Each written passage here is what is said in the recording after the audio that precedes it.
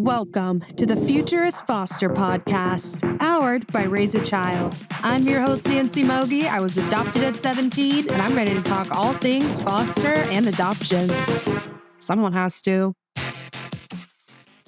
We're all a work in progress on a daily basis. Stay inspired. Do not give up at all.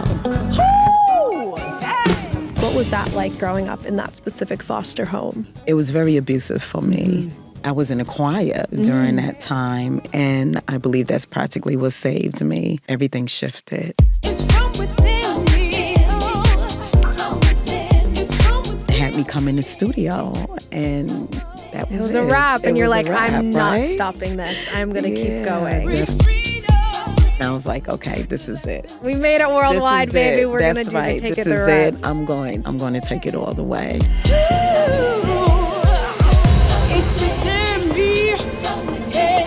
Hello, everyone. Welcome back to the Futurist Foster Podcast. I'm your host, Nancy Mogi, and today we have a very special, talented, and lively guest for you.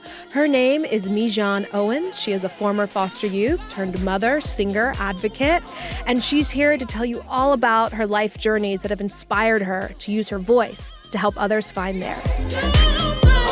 Please join me in welcoming Mijan Owens. Hello, Mijan. Thank you so much for joining us. Oh, thanks for having me. Yeah, you know, you are the first person since this podcast that has reached out to me to be a guest. Our paths connected because we both know the marvelous Michael Bowler from one of our past episodes. Yes. He was the big brother to your son, Josiah. Yes. So Michael Bowler and Josiah had an amazing bond, still do. And you guys are both so into the foster care advocacy world. And now you're here. Yes. So tell me a little bit about your early childhood. What was your home life like? Well, I was raised up in the harsh ghettos of New York in the foster care system, starting at the age of 2, and I was transitioned out at 18 years old. Did you have any siblings? Yes, I have one sibling, my brother, Eric. Okay. My mother was on drugs, and also I believe my father was also indulging in drugs at the time. And me and my brother was left in the apartment to fend for ourselves. Oh, my gosh. And so a neighbor had to call social services, and they came and got me and my brother. I believe I was around 2 years old. Wow. And we were in the crib. Oh, my gosh. And they said, luckily, according to him, I was actually feeding him. Bottle feeding him. Oh my gosh. The motherly instinct kicked in so young. Yes. For your baby brother, Eric. Yes. And where did they take you? I was put in an orphanage. Okay. And my brother, I believe, was in a hospital.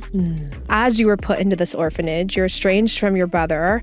Were you bouncing around to different homes? No, myself and my brother was with the same foster family. Okay. Yeah. How was that journey like with that foster family?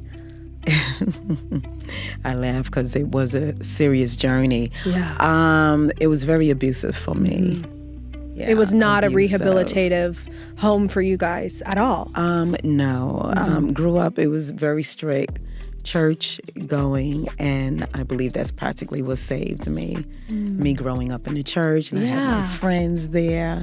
Yeah. You had a community. I had you a had community. faith, and you had some kind of guiding light to strive towards. Yes. And it must have been really hard to go to church, go to this community and be happy and have friends and feeling so connected, and then to have to go home to a place that is supposed to be your saving ground, your safe haven, but it was actually causing you an immense amount of pain. Absolutely. So I want to talk a little bit about your teen years. What was that like growing up in that specific foster home?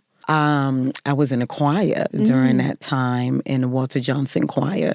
And so kept me very busy. Your saving grace, one would say? Oh, yes. Singing consistently, going to rehearsals. Yeah. And then what was the end of your teen years like when you were essentially transitioning out of foster care to, all right, you're 18, you're an adult now. How did that turn out? Wow. Yeah, because I've gotten pregnant with my first child. How old were With you? my first daughter, I was 18 years old. So when I transitioned out back then, which is totally different now, we didn't have a transitioning system like the foster children, does now. So I was pretty much left homeless. My bags, bags, garbage bags. Yeah. Back then they used lots of garbage bags. Back then I didn't have not one suitcase. So all of my clothes was in a garbage bag waiting for me at the door. And I ended up living with an uncle of mine, my father's brother. Okay. And that was pretty brutal because he was an alcoholic. Yeah. He was a functioning alcoholic, And so I would get locked out in the middle of the night. Probably I'd be coming home 11, 12 o'clock, get locked out, and I'll have to basically sleep on the street, which I did. Wow. And you had no other resource, no other person you could just call, hey, pick me up. Do you have a couch I can sleep on? No, I was just ashamed. I was really ashamed. Yeah. With that teen pregnancy, did you plan to have a child, or did it happen on accident? I basically planned it for myself because being raised up in the foster home that I was raised up in, my mother never showed me love. She never told me that she loved me. So I said, hey, if I have a baby of my own, I can love that baby on myself, and my child would tell me that she loves me. So I definitely wanted the child during that time for that. Wow. I mean, from what I was thinking. Absolutely. Receiving love and giving love and giving love and receiving it love. back. That's a really big one there. Because you were going through so much internally, but you still had a little bit left to give and provide and help. And I think that is so beautiful because even though you were put in a home that was meant to save you and help you, you were abused, you were unhappy, you did not feel like you were in a loving environment at all, but you didn't let that stop you from loving others. Right. And I hope your daughter can watch this and be so proud and happy about her mom. Where did you go after your uncles? I've gone to this place called the Covenant House, which is a Catholic home for teenagers, In New York? In New York, yes. And I've gone there for a few days, and then beautiful, I call her my church mom. I had opened up her home. She knew what was going on. Yeah. And so she welcomed you to move in with her. Yes. Her name is Paw. Call her Grandma Paw. She was absolutely amazing, beautiful, showed me so much love. And when I had my child, basically, she was there. She was present and just welcomed my child. And I knew nothing about raising. You would raise yourself, Right. And so when she took us in and she just nurtured my daughter, when it came down to caring for my daughter, Mama Paw was there to show me. That's beautiful. Well, Mama Paw had cancer, which I didn't know. And unfortunately, she transitioned. How soon after you moved in? Like a year or two after. Wow. Barely any time. When you think about the lack of safety and security you had, now you finally have it and you're feeling loved and supported. And you had to watch someone, transition into a different world. That's so heartbreaking. And I think, forgive me for saying it wrong, Papa? Paw. She would be so proud of you and to see all that you're doing and the impact you have made and, the mother and the human being and, the strong woman of faith that you have become. Yes. And she would always tell me this, Nancy, you're going to be good. You're going to be somebody. She always spoke positive affirmations, of course. Yeah, I had that. Sometimes it only takes just like one person, one support system to really uplift you and push you and to give that one child or teen, adult, that glimpse of hope, that it's worth it. That's Keep so going, true. Because imagine where you could have been if you didn't just have at least that 1 to 2 years of, I'm not going to say it was perfect peace, but of love and support. Yes, absolutely. And what happened after she passed? Well, I'm going on to move with my father in Massachusetts with my daughter. And then shortly after that, I got married to my daughter's father. So when you said your father, you meant your biological father. Yes. How did that connection occur? That connection occurred because I was told right before I was transitioned out of the system, my father's side of the family, so I'll have somewhere to go. But I didn't have a relationship with him at all during most of the time when I was in foster care. I didn't know. I didn't even know he was alive, really. Wow. Yeah. And after you had moved in with your father, was there any, happiness, a part of you of like, okay, I finally have my dad, or I finally have this relationship, or how did that go? In the very beginning, I thought, but because of the way my mind was, I had a lot of healing to do. Yeah. Loads of healing, but I had my daughter at the time, so I was happy. And what I thought in my mind was going to be healthy and just I'd be accepted into the family, it wasn't like that. It was extremely complicated, uncomfortable, because he was married and he already had his family. And so here I come, me and my daughter. And then for my father, I moved to his sister's house, my auntie, because she realized that I wasn't being, I wasn't happy and I wasn't being treated, correctly with me and my daughter. And she opened up her home. Wow. And so, so once I was there, that's when my daughter's father says, because he entered into the military, and he was like, well, I'm not going to leave you here with my child. We're going to get married and we're going to go to Europe, which was my dream anyway. You wanted to get out. I wanted to get out of the U.S. Absolutely.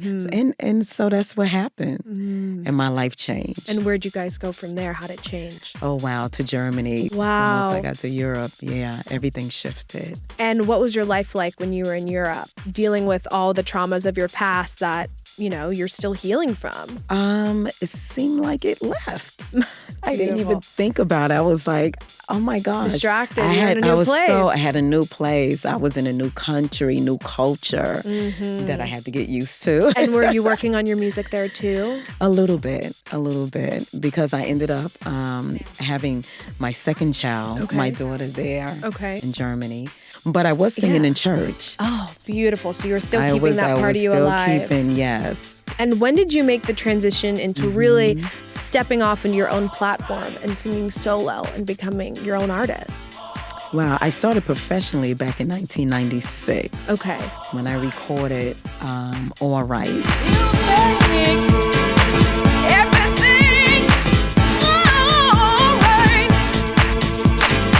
I was introduced into this fabulous label, 95 North Records, and they had me come in the studio, and that was it. It was a wrap, and you're like, I'm not stopping this. I'm going to keep going. Definitely. So, yes.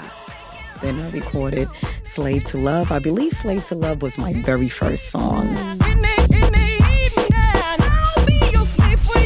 And you weren't raised to believe in yourself at all. You weren't given a lot of support and affirmation. What do you wish you could tell the younger Mijan who never felt supported?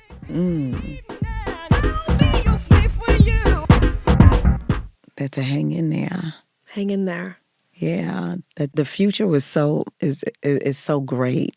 And just to keep light at the end of the tunnel. Love, the light is at the end of the tunnel. Yes, that's what I wanted to say. And how did you keep yourself rooted and grounded in that belief that it was going to be okay? It was just keeping the faith. I just knew in my heart that I was going to make it. I was so determined. You'd already made it that far. I was so determined. Had to keep pushing. Right. Especially when I got to Europe, and I was like, okay, this is it. We made it worldwide, baby. We're going to take it the rest. This is it. I'm going. That's right. I'm going to take it all the way. I can imagine how my life would be without music, 'cause music is love. I can imagine how my life would be without music, 'cause music is life. Your life didn't just go perfectly easy, streamlined at that point. You actually had, some marital issues with your ex-husband. And when did you really start your role as an advocate? This happened when I had my youngest, Okay. 2 children. All right. Yeah. I basically started all over outside of my marriage. Okay. Had a divorce. And at this time, I'm touring. Okay. I'm touring all over between Italy and Germany, Wow. Switzerland. And so my younger 2 children, their father's from South Wales. That's like 3 hours outside of the UK, Okay. London. And so I've gone through another traumatic experience because I've experienced with my 2 younger children being taken by their father during that time, which led me to become an advocate. Yeah, more of an advocate. Yes. The trauma turned into a triumph. Yes. And what was the first, definitely. what were you doing as an advocate? I volunteered with NECMIC, Okay. which is short for the National Center of Missing and Exploited Children, to help the adult of their children that are missing. There is a lot of children that go Yes, missing, a lot of yes. teens. And so it's amazing that there's an organization and that you were part of it to make those kids feel safe. Because Yes. there's times you were on the streets and you did not feel safe. That's right. Absolutely. And Yeah. now you're a loving mother of 4 children. You're 5. 5 children. Today, after this interview, you are going to go sing and you are continuing to perform and grow.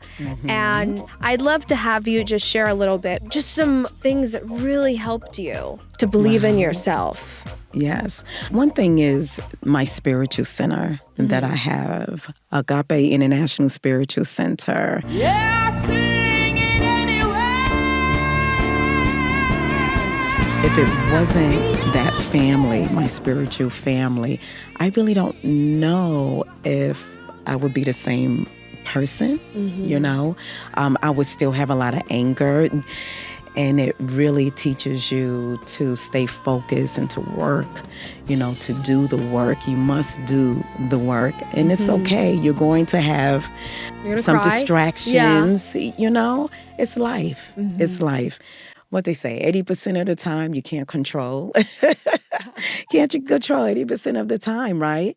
So it's something simple as catching a flight and something may go wrong. Yeah. You just have to know how to embrace yourself and just to take a stabilize breather a and just bit. stabilize. And that's how it is. That's how you have to be throughout your whole entire life and raising children. There's not a perfect book out there, right, on how to raise children. But my goodness, I worked on myself and I probably can write a book on how to raise kids. And that'll be on now. our next episode. Okay. Mijan's book is out. That would be know. amazing. I think know, that would be such a yes, beautiful thing. yes, And I really want to go yes. back to when you were talking about how you have to do the work and that sometimes it doesn't go well. It's not easy. Yes. Well, you know, getting the assistance of therapy. It's okay to ask for Getting help. it is okay to I ask for love help. therapy. And yes, me too. Sponsored by Therapy, the Futures Foster podcast. Listen, between having a therapist Yeah. and having your spiritual community, you know, whether you go on to church or whatever, anything that's very inspirational, you know, to you, to Positive. your heart, positive, it's okay. I mean, it so helps. It helps. So we all need nurturing. And not to be so hard, on yourself. We are work in progress. You know, you as perfect as you are right now, you know. So we're all a work in progress on a daily basis. You be good to me, I'll be good to you. We'll be together, yeah. We'll see each other and walk away with victory. Mijan, I thank you so much for coming in today and sharing your story and highlighting some amazing organization, which we will link below for everyone to reach out and get those Yes. resources. Most of all, I think everyone can take away from this interview is that if you think it's hard, it'll probably be hard again. But as long as you keep going and you get up, That's right. you can take on everything. That's right. Stay inspired. Do not give up at all. No- Know your no choice. Don't calling. do no it. choice, right? Absolutely. You don't have a choice on giving up. Are people That allowed to part. reach out to you if they want to learn more about your music or just about your story? Definitely. Oh, definitely. You all can go on my website, www.mijan, that's spelled Mijan, Owens, Owens, mijanowens.org. You can Google my name. I'm all over Google. Mijan, M-I-J-A-N. I'm on Spotify, TrackSource, Apple Music, all of it. Anywhere with a microphone, she'll be there. Anywhere with a microphone. That's right. Thank you so much, Mijan. Oh, thank you for having me. Of course. Thank you, Thank you for being Nancy. vulnerable and sharing. Yes. And most of all, thank you so much for joining on this episode of The Future is Foster. I hope you all enjoyed Mijan Owens' interview, sharing the deepest, darkest depths of her life and how she came out stronger every single time. If you want to join the movement as we celebrate all the voices within the foster care system, you want to sponsor, become a guest, please go to thefutureisfoster.com to learn more. Thank you. We're good? Like that.